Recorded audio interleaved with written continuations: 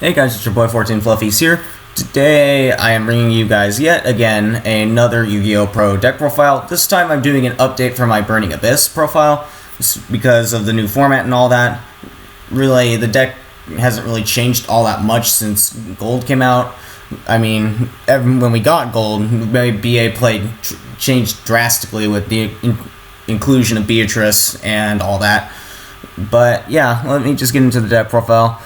First off, we have our obligatory main 6, our triple Scarm, double Seer, and 1 Graph. These pretty much are your main plussing methods in the deck. That's probably not the best way to put it, but that's how I'll say it. Because Scarm will let you search in the end phase, Seer gets from graveyard, and Graph will summon from deck. So Seer summons from graveyard, Graph summons from deck. So yeah, these are your 6 best BAs to pitch for like summoning Beatrice, or for Good and Evil, or even for Twin Twisters, stuff like that. I mean, Rhino Warrior is also good discard fodder for Twin Twisters, but then again, Rhino Warrior just becomes any one of these. So yeah, that's pretty much the point there. So next up, we have 2 Cogna. This is just a turbo Good and Evil into the graveyard. Typically, you always want to use Cogna for your normal summon if you know you have if you have something to pitch for the Good and Evil next turn. So you can pitch for Good and Evil, you can search out your Traveler or your Fire Lake or any other BA that you think you might need. So yeah, Cogna just lets you turbo that to get extra search power, basically. Except we have 2 Livik, just so we can special those BAs from hand with their effects negated so that we can keep them on field. It's a very good card. It's something that you definitely need to run multiple copies of now that we have Beatrice, because you're going to be making Beatrice a lot, and this card will make it so that your BAs don't die when they hit the field. So that way, like, if you have Beatrice plus a Dante and you get something out of hand with a Livik, you can have a live Fire Lake, stuff like that. So there's lots of neat interactions that Livik has with the deck now that Beatrice is a thing in the TCG. But yeah, next up we have 2 Farfa. I'm pretty sure that I'm pretty sure most people are running 3 of this now just because of Beatrice, but I think 3 Farfa would clog way too much personally. Besides, I'm fine with just 2. I mean, I've said this in my last BA profile. I've never seen Farfa. I see Farfa just fine with it at 2. I never see it too much, and I never see it not enough. So yeah, if that's any coherent way of putting it. So yeah, enough for the 1-ofs for BA, 1 Bar for Burning for game, 1 Calicab because I'm just gonna be completely honest here, it's filler. Even though it can bounce set cards, so like if you're really afraid of your opponent's back row, like you can bounce it during their end phase with Beatrice or something. I don't know. We got 1 Alec for the mirror match for when your opponent flying sees you, because Burning Abyss mirror matches are very common nowadays. Yeah. But for the most part, it's not really that great. I mean, it's also really, for the most part, just a filler. But in the cases that you need it, it comes in clutch, and it's very important. And for the last one of BA, we have the 1 Rubik to go into our Virgil. Yeah, not really much to be said about there. And for the rest of the monster lineup, we have our triple Rhino Warrior and the 1 Tour Guide. Normally when I open Tour Guide, I normally get Rhino Warrior off of Tour Guide, so that way I can just get my Dante mills, and anything I don't mill that I would want off of Dante, I can just send to graveyard with the Rhino Warriors. So say if I open up and I go for Dante, I will detach the Rhino Warrior, mill 3. If I mill like a Graph or something, I could then send like a Scarm to the graveyard so I can get a search during the end phase, and then off of Graph I would get a Seer from deck. Or if it was the other way around, like if I milled Scarm, I would get Graph from deck. I would send Graph from the deck to the graveyard to get a Seer. Stuff like that. So, yeah. So basically, this just helps you turbo through your deck. And it also has the nifty little perk of being able to protect your BAs from blowing themselves up. So, I mean, you could just normal summon a Rhino Warrior and then just dump all the BAs out of your hand, and then just overlay for, I don't know, multiple Dantes and then mill multiple cards. So, yeah, there's that. Now for the spells, normally I don't run a lot of spells in BA, but now that Allure is at 2, I'm definitely more inclined to run multiples. I'm trying out Allure and multiples in pretty much every dark deck. I mean, I'm doing it with my Evil Swarms, with PK Fire builds I'm testing out, yada yada. I may even put multiple Allures in Heroes, just because, you do play triple Shadow Mist and double Summoner Monk.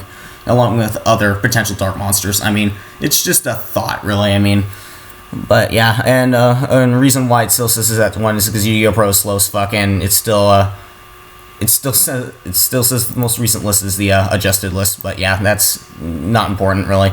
Next up, one Allure and one Good and Evil. Foolish just turbos any monster that you want into the graveyard. Typically, I would dump Rhino Warrior, Graph, Seer, or Scarm, or anything really. It really just depends, but normally this card gets can help unbreak hands, basically.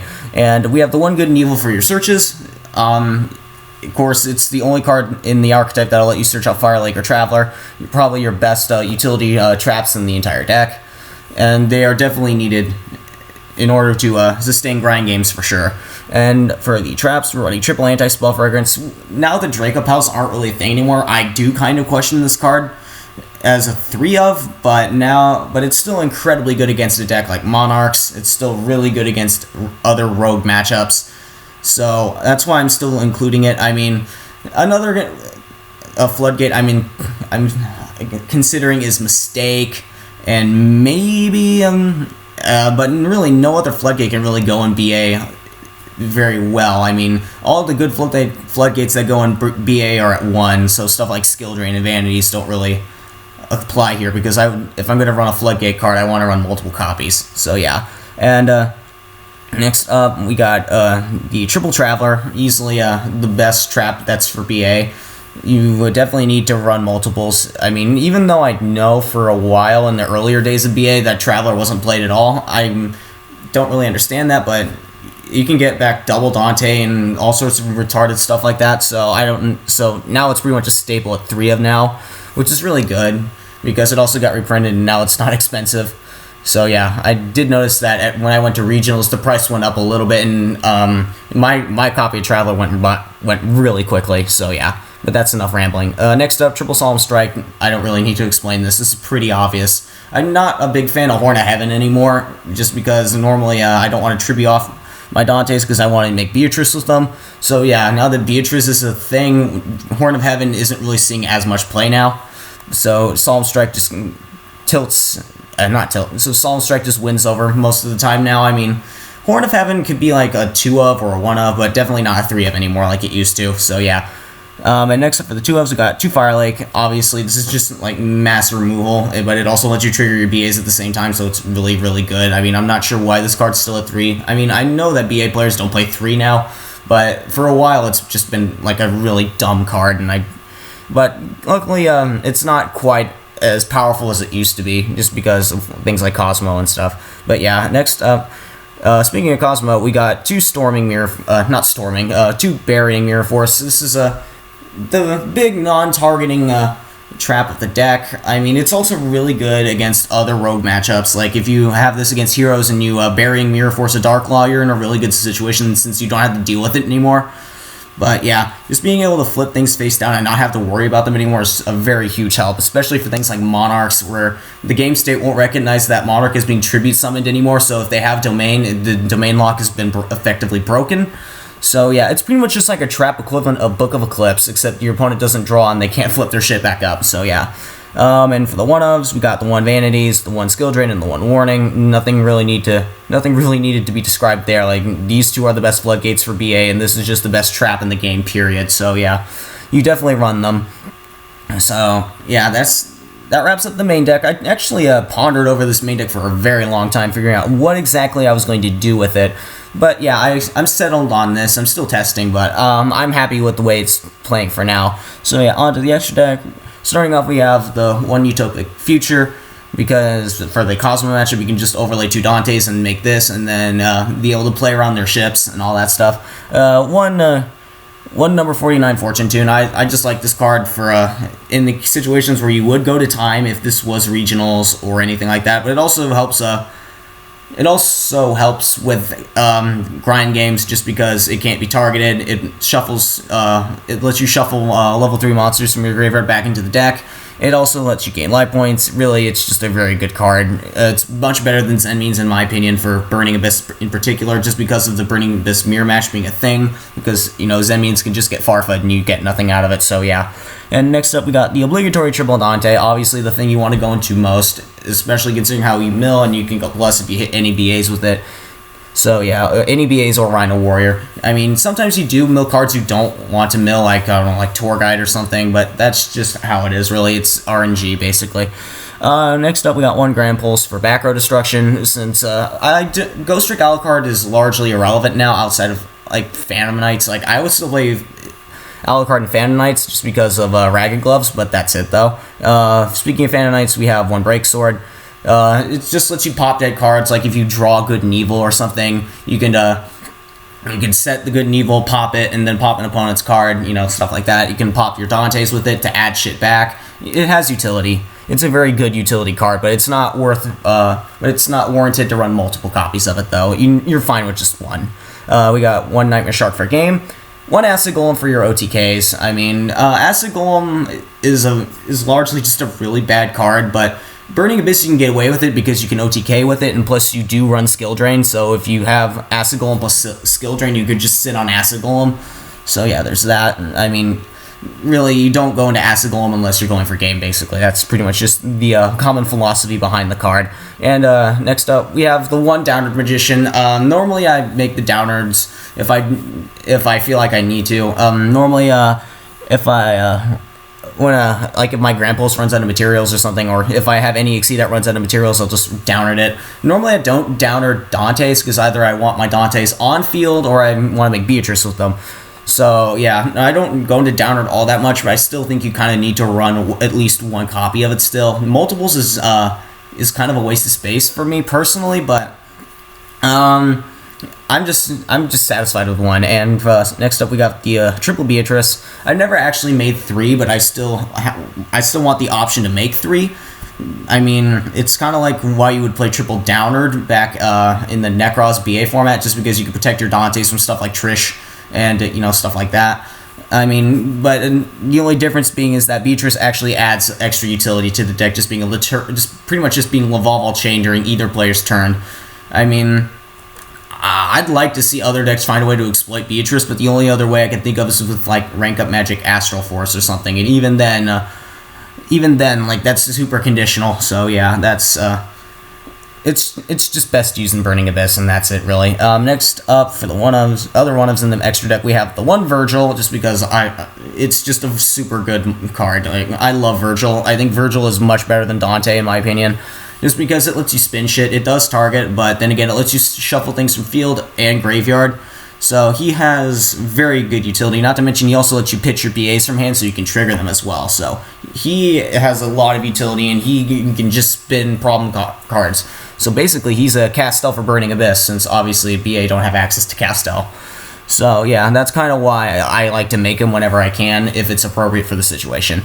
And for the last card in the extra deck, we have the 1 Pilgrim, just for the times that Beatrice dies. Obviously, we don't play Terminus, so there's no way to actually fusion summon this. We just summon it off Beatrice.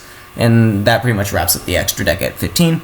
For the side deck, obviously all my side decks are work in progress. I'm still tweaking this, but here's what I'm satisfied with so far. We got 2 Flying Sea for the BA mirror match.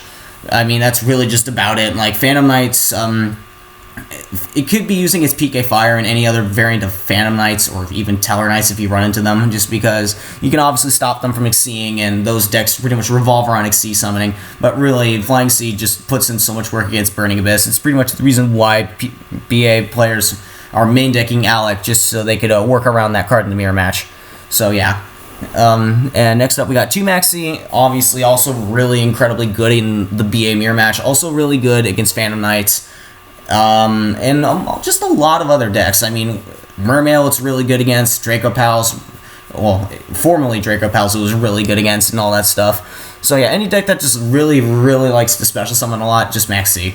And next up for the final hand traps, we have 2 Effect Veiler. I know we're playing Strikes, but because of Twin Twisters, it's really good to have that Effect Veiler, and sometimes you are forced to go second. Like, if you're playing against Monarchs, like, this card's incredibly vital. So because Monarch players always want to go first for the most part against Burning Abyss because they want to establish a domain lock, and Effect Veiler just helps you stop their Edias or stuff like that, mainly just their vassals. So I mean, of course there are chimes where they can get their domain lock established without actually using vassals. Like say if they use a pantheism and pitch a prime, and then they are able to fill up their graveyard and then be able to tribute with prime under domain. So yeah, you can't really Veiler that, but you can Veiler the Monarch's effects, all that stuff. It's really just good for stopping their plays if you have to go second. So yeah. Normally outside of that, I don't really like Effect Veiler all that much. It's normally just something you want to open with more than anything.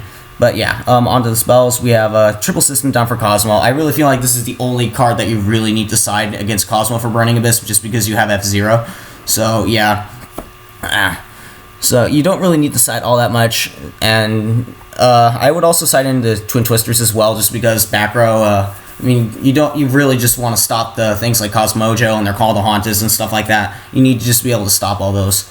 So yeah, I was maining these, but then I realized, for the sake of testing Allure, I took them out and put them back in the side deck. So yeah, I may or may not put these back in if I don't like the way Allure is in this deck. So yeah, and for the last card in the side deck, we have the Triple Massive Restrict for Monarchs. Obviously, it's also good against Magic Specters, as people have came to find out.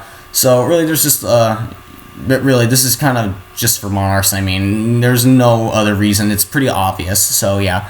So that's the side deck, and that's just the entire deck profile in general. So tell me what you guys think. I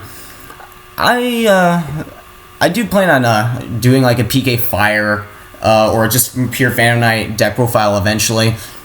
Anytime I get the chance. Go away.